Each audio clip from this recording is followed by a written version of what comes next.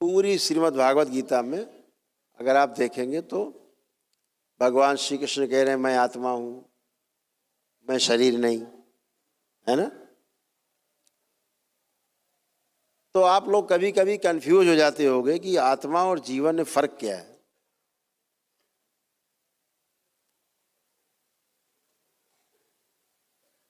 आत्मा जो है ऐसे समझो जैसे इंजन, नंबर 1 का इंजन, फर्स्ट क्लास, पेटी पैक, ब्रांड न्यू इंजन।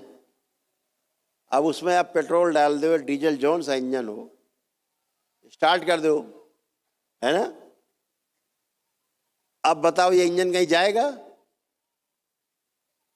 कहीं नहीं जाएगा, तो खड़ा रहेगा, हुर्र हुर्र चलता रहेगा, जाए कहीं नहीं। क्यों? कब जाएगा ये? जब इसको मोटर पे रख दिया जाए, 4 पहिया लगे हों, तब ढूंढेगा ये इंजन, चला के ले जाएगा दिल्ली मुंबई, सब घुमा लाएगा पूरी दुनिया। तो जो अकेला इंजन है उसे आत्मा कहा गया। दृष्टा के रूप में एक जगह बैठा है, साक्षी भाव में, टुकुर टुकुर देख रहा है, कर कुछ नहीं पा रहे, बस देख रहे हैं किसने क्या किया, उसने क्या किया। आत्मा दृष्टा के रूप। तो उसमें जब 4 पहिए लग जाते हैं गाड़ी के, बुद्धि, चित्त, वृत्ति और मन, तो बढ़िया गाड़ी फर्राटेदार दौड़ने लायक बन जाती। तो 5 चीजें मिलकर जब बनता है उसे जीवन कहते हैं। उसमें आत्मा सम्मिलित है ना। अब किसमें जीवन है और किसमें आत्मा है, कैसे पहचानोगे? इस बात को कैसे पहचानोगे? तो ये श्रीमद् भागवत गीता में हमने तो पढ़ी नहीं भाई आज तक, हम तो जानते ही नहीं। हमने तो कोई ग्रंथ ही नहीं पढ़ा, ना रामायण पढ़ी, ना गीता पढ़ी, ना वेद पुराण पढ़े, ना शास्त्र पढ़े। हम तो ऐसे ही हैं आपके जैसे। लेकिन हमें नहीं लगता कि कहीं इसका उल्लेख है श्रीमद् भागवत गीता में कि किसमें जीवन है और किसमें आत्मा है। अगर गीता के पढ़े हुए लोग यहाँ बैठे होंगे विद्वान, अगर ऐसा कुछ हो तो बता सकते हैं, हमको कुछ ज्ञान दे सकते हैं। तो ऐसा कुछ भी नहीं, मुझे अभी तक किसी ने बताया कि श्रीमद् भागवत गीता में ये लिखा हो कि ये कैसे पहचाने कि इसमें जीवन है और इसमें आत्मा है, अकेली आत्मा है, जीवन पूरा नहीं है। तो बाबा से पूछा, बाबा कैसे पहचाने? बाबा ने कहा इस धरती पे कुछ लोगों में तो जीवन है, बाकी सब में आत्मा है। तो ये कैसे पहचाने भाई ये आत्मा है? तो उन्होंने कहा, एक वाक्य कहा, सिर्फ एक वाक्य, कि जीवन ही जीवन की बात को सुन के रिएक्शन देता है। जैसे अभी हम आपसे कहें कि बेटा यहाँ आओ तो आप आ जाओगे, हम कहेंगे बेटा आप जाओ बैठ जाओ तो आप बैठ जाओगे, मतलब आप में जीवन है। अब आप मेढक से कहो भैया आओ, हैं? चींटा चींटी को बुलाओ आओ आओ, आप गाय को बुलाओ आ जाएगी, आप बुलाओ गाय को आओ तुरंत आ जाएगी, रोटी खा ली चलो चली जाएगी। कुत्ता बुलाओ आ जाएगा चला जाएगा, मतलब जीवन है। तो जिसमें जीवन है वो आपकी बात को सुन के अनुसरण करेगा। जिनमें जीवन नहीं है वो पलट के आपको रिएक्शन नहीं देगा। वो इंजन की तरह रखा है, हुर हुर कर रहा, वो नहीं जानता कुछ क्या बातें हो रही हैं। तो जीवन ही जीवन को पहचानता है। तो कुछ पशु हैं जिनमें जीवन है, कुछ पक्षी हैं जिनमें जीवन है, सब में नहीं होते। सभी पशुओं में जीवन नहीं है। तो क्या कमी हो गई?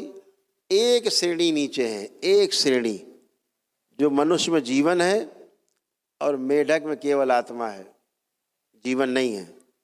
उस आत्मा के होने के कारण जो चार चीजें हैं,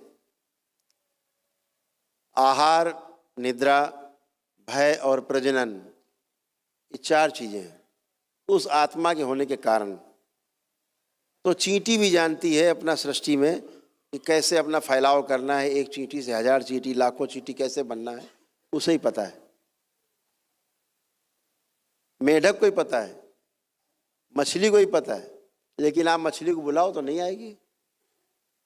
कुछ मछलियां हैं जिनमें जीवन है, वो पहचानती हैं, रिएक्शन देती हैं, आती हैं आपको बुलाने पे, बोलने पे चली जाती हैं, कुछ में जीवन।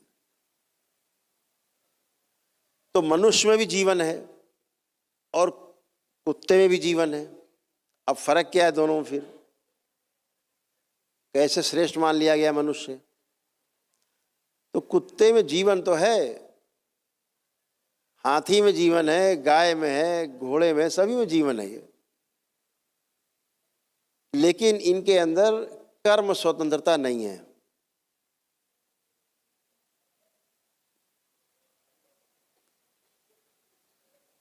कर्म करने की स्वतंत्रता इनके अंदर नहीं है। इनकी लीक बनी हुई, इतना करना है इनको, इतने में सो जाना है, इतने काम करना, लिखा पढ़ी में उनके पास दिमाग में है।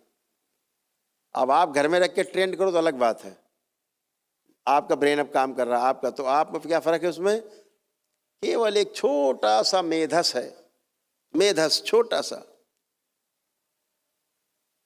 जो हमारे हैं अंदर मस्तिष्क में, छोटा सा मेधस। वो मेधस होने के कारण हमारे अंदर कल्पनाशीलता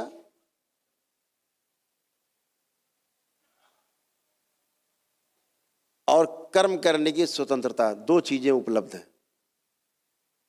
जिससे एक आदमी लाखों पेड़ लगा सकता है धरती पे और एक ही आदमी लाखों पेड़ काट सकता है। आंख बंद किया, कल्पना कर ली, ऐसे ऐसे घर बनाएंगे, उसमें ऐसे नीचे होगा, कमरा ऊपर होगा, किचन इधर होगा, इधर बाथरूम होगा, सब बन गया और कागज में खींच दिया। घर बना नहीं, लेकिन दिमाग बन गया घर उसके, ऐसा कलर लगाएंगे, ऐसा दरवाजा होगा, खिड़की होगा, ऐसा पलंग होगा, सब ये कल्पनाशीलता मनुष्य के पास है और कर्म करने की स्वतंत्रता है। ये केवल मेधस होने के कारण है, ये किसी जीव में नहीं है, केवल मनुष्य में है। इसीलिए मनुष्य सर्वश्रेष्ठ माना गया है। तो एक श्रेणी पीछे ध्यान रखना, इसलिए इनका आदर सम्मान जरूर करो। इन पशुओं का, इनकी हत्या नहीं करनी चाहिए। जो ये यज्ञ हिंसा करते हैं लोग, बकरे की बलि दे रहे हैं, वो जानता तुम हमें कहाँ ले जा रहे हो, समझ तो रहा है वो, लेकिन कल्पनाशीलता नहीं कर पा रहा कि कैसे क्या करें, बच्चे कैसे, दिमाग कैसे लगाएं। इधर चारा खिला रहे हैं, पीछे से गड़ासा मार दिया, धड़ से गर्दन अलग।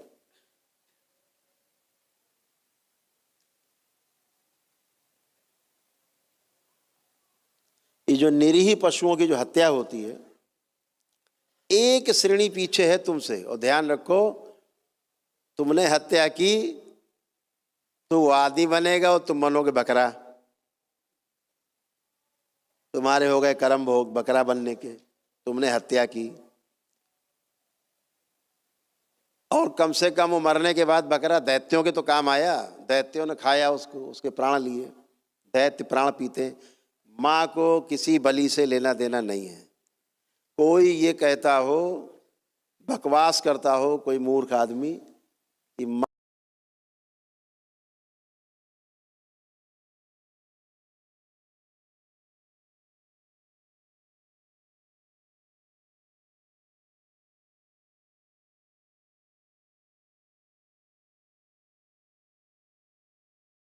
नहीं खाए, तो गड़ासा जो मारेगा ना, लगेगा बकरे की, लेकिन कटे गर्दन उसी की।